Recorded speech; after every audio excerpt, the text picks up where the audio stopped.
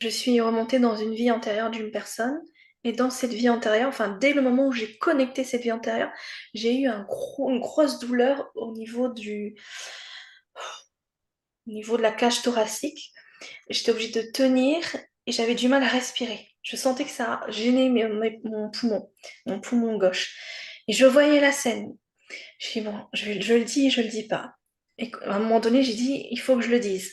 J'ai dit, ben là, en fait, je viens de recevoir un coup de couteau à ce niveau-là.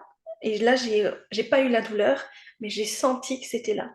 Et au moment où j'ai décrit toute la scène, et quand j'ai terminé, j'ai plus eu la douleur.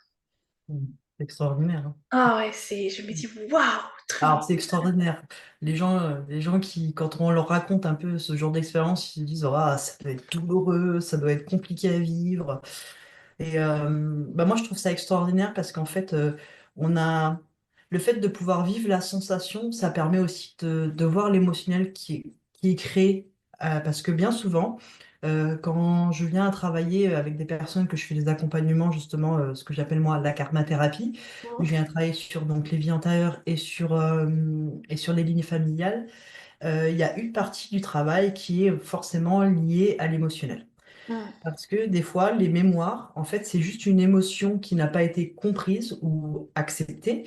Et du coup, l'âme la porte de génération, d'incarnation en incarnation. Et puis, en fait, jusqu'à ce que l'âme tombe sur quelqu'un comme moi qui est capable de lui expliquer d'où ça vient, d'où cette émotion vient.